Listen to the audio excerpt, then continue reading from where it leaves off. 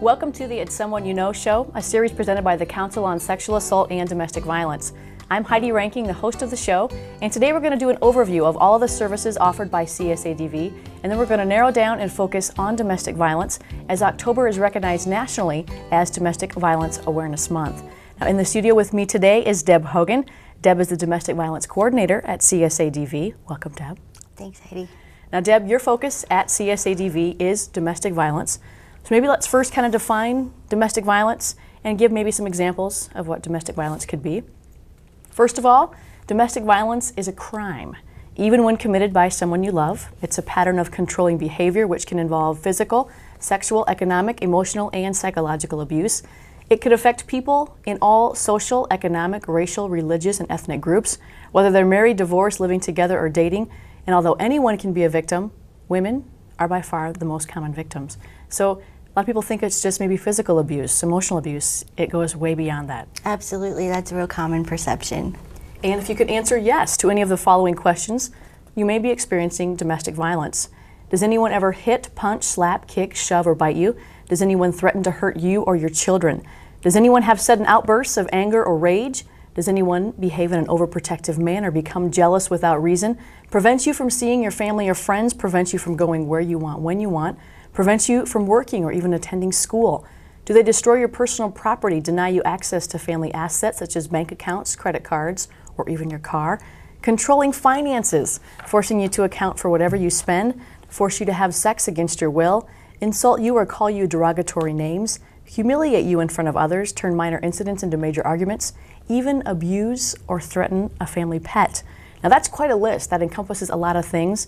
Sadly, it doesn't encompass everything. No, actually, if we consider domestic violence to be something that occurs when one person wants to have absolute control over the other person, they're going to use specifically whatever feels the most threatening to that person. So just whatever is going to be the most important to her to lose or to have occur. So right here in Siouxland, domestic violence, is it really a problem right here in our hometown? It's pretty big. I'd say we're about the same as everywhere else in the country. We serve a 5-county area, and we've been working as the Council on Sexual Assault and Domestic Violence for 30 years, I think, this year. Wow. And as we've been able to grow and increase our outreach efforts and increase the services that we provide to victims and survivors, our numbers, of course, have increased. But if you look at the percentage, where we know that the estimate nationally is 1 in 4 women will experience intimate partner violence in their life, clearly we're not meeting everybody. There's a lot of things that prevent people from seeking help and talking about what's happening. So statistically, you guys serve hundreds annually of women. Absolutely. That might come in. And you said every 15 seconds a woman is battered in the U.S. So that's, like you said, a lot of women that you're not seeing that many, or maybe they're not coming forward. Right. What would prevent somebody from not coming forward and seeking help? It's pretty difficult, I think, to take that step to let people know about what's happening. They may be embarrassed. They may be afraid of the consequences. They don't know if they'll be believed or what might happen if they tell. Victims know that there are a lot of myths about who they are, where they came from, why they're in abusive relationships. There are a lot of myths about abusers. We see people who experience domestic violence, socially the expectation is that they come from a certain class or race or background, or so if they don't see themselves as fitting into that stereotype, they're going to be a little bit hesitant. And I'm sure even their safety could possibly be a factor. Absolutely. It's really important that they know when they're referred to us that all the services that we provide are confidential. And sure, a lot of people might not even know kind of what defines domestic violence, the list that we had covered earlier. There's so many things people don't even consider domestic violence. Right.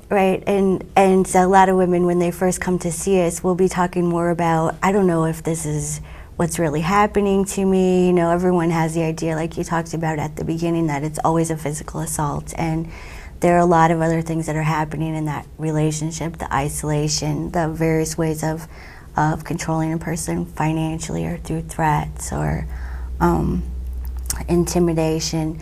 So sometimes so much is happening in that relationship that she hasn't been able to really step back and look at that. She's just busy surviving in it.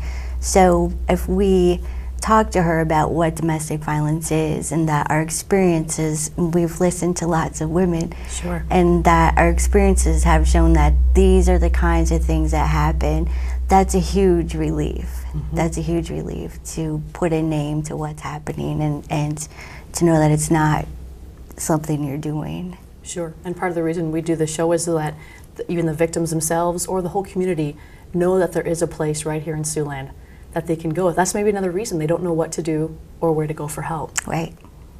So how could maybe myself, you, others in the community, what can we do if we see somebody in an abusive relationship?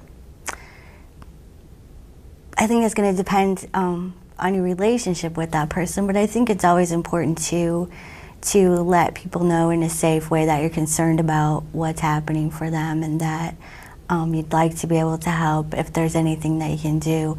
You know, the most important thing I think is to be that person who listens, Sure. who's not making any judgments or saying, why haven't you left, or how did you get into this, or anything like that. But give them the referral, let them know that there is a place that they can go. They can call us 24 hours a day, every day of the year, and whoever answers our phone is going to be a trained advocate who's going to understand what they're talking about and be able to respond in a helpful way to them. Well, let's talk about October being Domestic Violence Awareness Month. What are some of the things that you guys have planned to kind of let the community know that it is October? Well, part of our programming is always to do a lot of public outreach, public education. We do sort of step that up a little bit in October and focus primarily on domestic violence. And one of the aspects of that evening is actually something that you brought with you today is your clothesline project. Yep. Tell us a little bit Yep. about what that is. So what this is is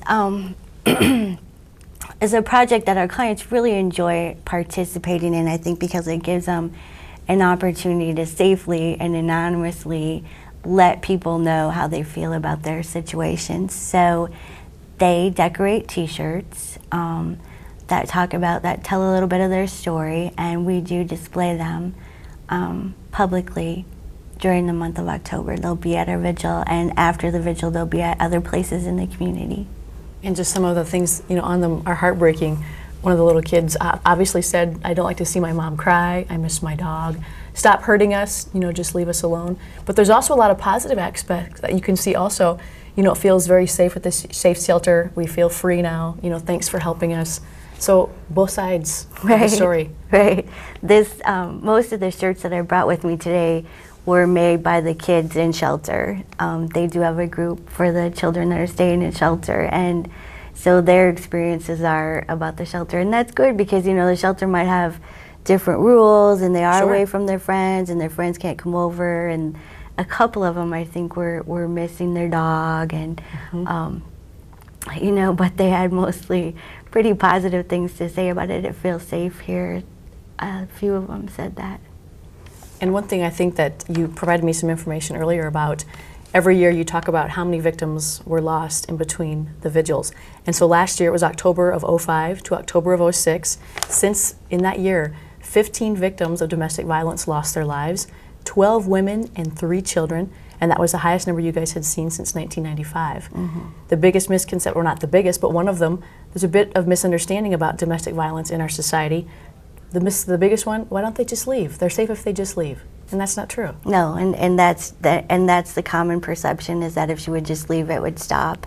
So you're right. If you look at the 12 women who were killed in that 12-month period, 6 of them had left.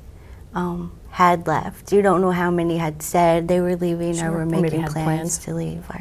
Yeah, but 6 of them had left. And definitely something, it's the whole community involved. If somebody could have helped that woman, provided someplace for her to go, told her about CSADV, any of that. So it's the whole community thing. There has to be systems in place, and we have that with CSADV. So let's talk a little bit about maybe what people would experience when they come to the shelter. Tell us a little bit about the other services that you guys have available. I think it's always a nice surprise when they get there. There's a perception, we do have the shelter in our offices, and there's a perception of what a shelter might look like, and ours is actually pretty nice and pretty spacious, and it does allow for a certain amount of privacy, and I think there's a lot of, we've worked really hard in creating an environment where people can maintain their dignity. The most important thing we do is that provide safety and listen. We don't really give advice, we give information about what domestic violence is, what your options are, and support people in their choices. And some transitional living even. Yes, fortunately. That's always been a really, one of the biggest obstacles for women if they had to leave their home and start over. So we do have 2 programs now where we're able to assist them in that process. And we have covered a lot of information, and unfortunately we didn't have time to even touch on everything. So if somebody has more information, wants more information about the shelter, is there a phone number or a website that they could? Give us a call, 258-7233 or 258-SAFE, www.safefromabuse.com. Perfect. That is safefromabuse.com or 1-800-982-7233 or 800-982-SAFE. Safefromabuse.com is where you can find some more information. Well, thank you, Deb, very much for joining me, and we'll probably talk again very soon. And thank you all for watching It's the Someone You Know show. The chances are very great that domestic violence and sexual assault does affect someone that you know. It could be your mother, your sister, your coworker, your best friend. Now, we're fortunate to have a place like CSADV right here in Siouxland, so please go to safefromabuse.com for more information to see how you could help and help any of those victims of terrible crimes. I'm Heidi Ranking, and thank you very much for watching.